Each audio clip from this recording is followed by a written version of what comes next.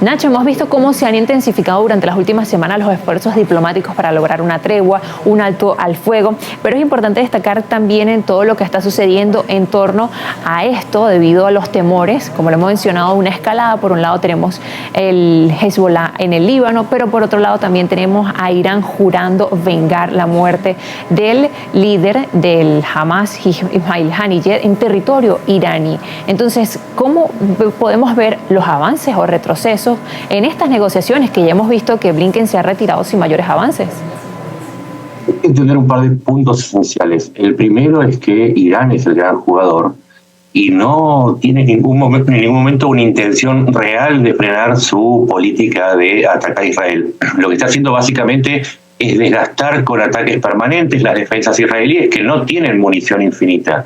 Por otro lado, la muerte de Haniyeh en Teherán abrió la sucesión a Yahya Sinwar, el comandante militar de Hamas en Gaza, y por lo tanto al ala más dura y al grupo que está resistiendo ahí dentro de Gaza el ataque de los israelíes. Hay otra cuestión muy importante. ¿Por qué fracasan las negociaciones? Porque jamás se retiró. Jamás lo que pide es volver al acuerdo del 2 de julio y no al actual acuerdo. La diferencia está en que el acuerdo del 2 de julio preveía una retirada completa de Israel y un cese al fuego permanente. El actual, un cese al fuego de 6 semanas y una retirada de Israel que contemplaba las necesidades de seguridad al establecer dos corredores. Uno en el centro de Gaza, que permite el paso de un lado al otro y controlar, por lo tanto, el desplazamiento de los terroristas, y otro en la frontera con Gaza que permite el ingreso de todo lo que son suministros a la zona. Entonces, con este retiro de Hamas, la paz se alejó un poco. Y un último dato. Cuando ayer se recuperaron 6 cadáveres de los secuestrados, hay más de 120 secuestrados israelíes en Gaza, quedó en claro que Hamas no puede ni siquiera dar un fe de vida de las personas que se llevó como rehenes el 7 de octubre. Es decir, si sumamos todos estos datos y los anudamos, nos damos cuenta que las negociaciones iban a un fracaso muy probable y que eso es lo que sucedió. Ahora, lo que está sucediendo es que mientras tanto no se logra un acuerdo, decenas de personas siguen muriendo, los más de 250 rehenes ya cada vez menos están con vida, lo he mencionado anteriormente. Entonces, ¿cómo lograr esa paz y hasta qué punto van a llegar las negociaciones y con qué se va a negociar?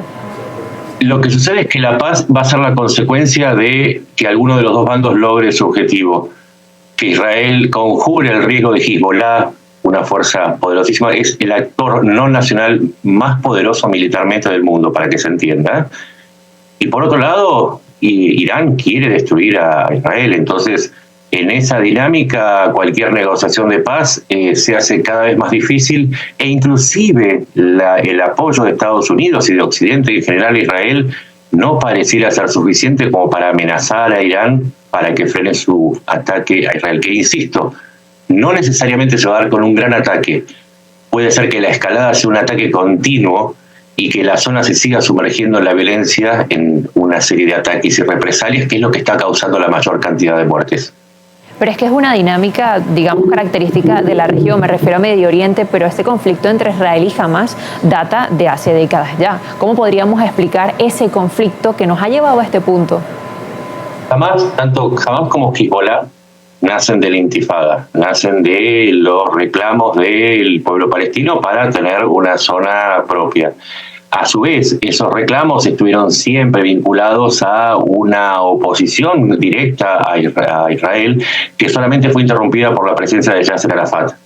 Ahora la cuestión está montada en que los palestinos, apoyados por Irán, reclaman una zona propia, o sea, los dos estados, Cisjordania y Gaza.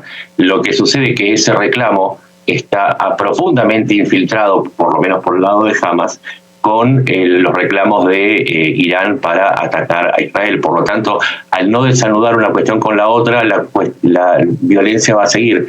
Quizás la única, desde el punto de vista del análisis, la única salida sería que los palestinos se desacoplen de Irán y encuentren una fórmula para convivir con los israelíes sin la influencia de la yihad ordenada por Teherán. Pero estamos muy lejos todavía porque la sumatoria de promesas de venganza se siguen acumulando con cada muerte y con cada ataque. Nacho, quisiera preguntarte cómo ves el escenario en este momento, entendiendo que hay muchos factores en juego. Tenemos, por supuesto, el conflicto Israel-Hamas, al que se suma Hezbollah, tenemos los hutíes de Yemen, que me confirmará si ha bajado la intensidad de los ataques. Tenemos a Irán jurando venganza, pero también tenemos a potencias occidentales y aquellas que no son occidentales también entrando en las negociaciones. ¿Cómo se ve el escenario y cuál podría ser la agenda a partir de ahora que vemos que las negociaciones están estancadas? Para que la gente entienda, tenemos dos bandos claramente identificados y un tercer interesado. Tenemos, como dijiste, a Israel con Occidente apoyando muy fuertemente y amenazando a Irán con una represalia. Y del otro lado está, bueno, además de Irán, un gran aliado que es Rusia, un apoyo que es China y una presencia de Irán en Irak, Siria y el Líbano, más los hutíes que sí, en efecto, han mermado un poco sus ataques, pero siguen siendo una amenaza y un bloqueo en el Mar Rojo. Y el tercer actor, que es quizás el que podría desempatar la cuestión, que son los países sunitas. Los chiitas son los que están en Irán, para que se entienda. Y frente a ellos los sunitas, que son la mayoría, encabezados por Arabia Saudita, Emiratos Árabes Unidos y las potencias petroleras más Egipto, están tratando de frenar esa expansión de Irán. En estos tres lados, en este triángulo que no termina de resolverse, está la clave. ¿Cómo seguirán las negociaciones? Todo va a depender de ese tercer lado. Si las potencias árabes sunitas se unen a favor de Israel, la guerra probablemente se acabaría porque Irán quedaría encajonado en una soledad política y solamente con aliados extrarregionales. Pero esa clave todavía no se dispara porque también estos países son musulmanes y se está planteando como una lucha cultural sin cuartel. Es una cruzada y lamentablemente eso es lo que estamos asistiendo hoy en día. Gracias, Nacho. Bueno, muy complicado, muy complejo y un conflicto que data de hace mucho en una dinámica muy intensa también en Medio Oriente. Muchísimas gracias. Gracias a ustedes.